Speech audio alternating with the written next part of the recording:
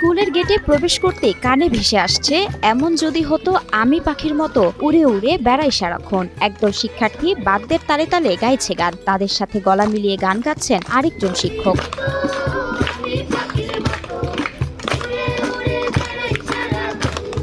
শিক্ষার্থীদের নিয়ে আনন্দের আসর বসানো এই ব্যক্তি আসলে অঙ্কের শিক্ষক। জটিল হিসাব নিকাশের ফাঁকে শিশুদের নিয়ে মেতে ওঠেন গানের দেশে। আমি মূলত এখানে গণিত শিখাই। গণিত শিক্ষার পাশাপাশি আমি যে জিনিসটা লক্ষ্য করলাম, বিদ্যালয়ে তাদের দীর্ঘ সময় থাকতে হয়। এই দীর্ঘ সময় তাদের আগ্রহ এবং চনমনে যে ভাবটা থাকে না। ঠাকুরগাঁওয়ের পীরগঞ্জ উপজেলার শেনুয়াব সরকারি প্রাথমিক বিদ্যালয়ের সহকারী শিক্ষক আব্দুল মাজেদ। সঙ্গীতে প্রাতিষ্ঠানিক শিক্ষা না থাকলেও গানের ভক্ত তিনি।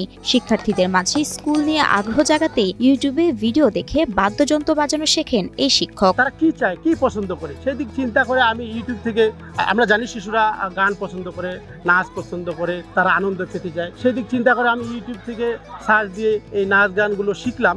নিজের খরচে প্রথমে কিছু বাদ্য কেনেন মাজেদ, পরবর্তীতে স্কুল থেকেও এ বিষয়ে সহযোগিতা পান তিনি। প্রথম দিকে আমি নিজেই কিনেছি, নিজের অর্থায়নে কিনেছি। আমার এই কাজ দেখে আমার উদ্যোতন যারা আছে, জেলা শিক্ষা অফিসার মহোদয়, তারা এই কাজগুলো দেখে কিছু ইনস্ট্রুমেন্ট তারা আমাদের স্লিপ থেকে আমরা কিনেছি আর কি। 2006 সালে সহকারী শিক্ষক হিসেবে যোগ দেন আব্দুল মাজেদ। একদিন তার মনে হলো স্কুলে শেখার মধ্যে আনন্দ নেই, শিক্ষাকে আনন্দময় করার পথ খুঁজতে লাগলেন তিনি। 2015 সালে ইউটিউব থেকে বিভিন্ন বাদ্যযন্ত্র বাজানো শেখা শুরু করেন। এক পর্যায়ে প্রধান শিক্ষককে প্রস্তাব দেন ক্লাসের বিরতিতে শিক্ষার্থীদের সঙ্গীত ও বাদ্যযন্ত্র শেখাতে চান তিনি। পদ্মা সেতু, মেট্রো রেল এবং এলিভেটেড এক্সপ্রেসওয়ে নির্মাণের গর্বিত অংশীদার বসুন্ধরা সিমেন্ট। তারা খুব আনন্দের সাথে, আগ্রহের সাথে সেগুলো শিখে, তাদের উপস্থিতি বাড়ে, আগ্রহ বাড়ে এবং বিদ্যালয়ে যে ঝরে পড়ার হারটা এটা কমে যায়। করোনা পরবর্তী সময়ে আমাদের প্রাইমারি যে উপস্থিতি হার একেবারেই হতাশাজনক ছিল, খুব খারাপ অবস্থায় ছিল এবং যারা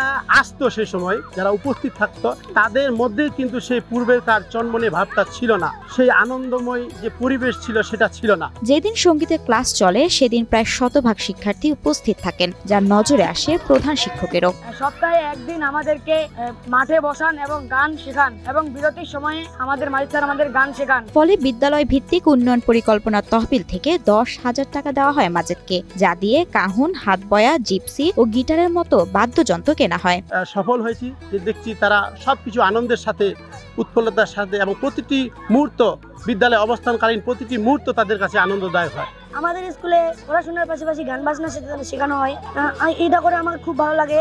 আমাদের স্যার আমাদের অনেক ইনস্ট্রুমেন্ট বাজাতে শিখিয়েছেন। বিদ্যালয়ের শিক্ষকের এমন উদ্যোগে এলাকায় সৃষ্টি হয়েছে আলোড়ন। এই প্রাথমিক বিদ্যালয় অনেক রয়েছে, কিন্তু এরকম কালচারাল প্রোগ্রাম সচরাচর আমরা কোথাও দেখি না। একসময় বিদ্যালয়ের শিক্ষার্থীর উপস্থিতি আশানুরূপ ছিল না, এখন উপস্থিতি শতভাগ বললেই চলে। ঝরে পড়ার হারও শূন্যের ঘরে। নানা প্রতিযোগিতায় অংশ নিয়ে পুরস্কারও নিয়ে আসছে শতবর্ষী এই বিদ্যালয়ের শিক্ষার্থীরা। এই স্কুল থেকে আমি আবৃত্তিতে অংশগ্রহণ করি, কুইজ প্রতিযোগিতায় অংশগ্রহণ করি, বিতর্ক প্রতিযোগিতায় অংশগ্রহণ করি। আমাকে স্কুল খুবই ভালো লাগে। শিক্ষকের এমন উদ্যোগকে সাধুবাদ জানান এলাকাবাসীও।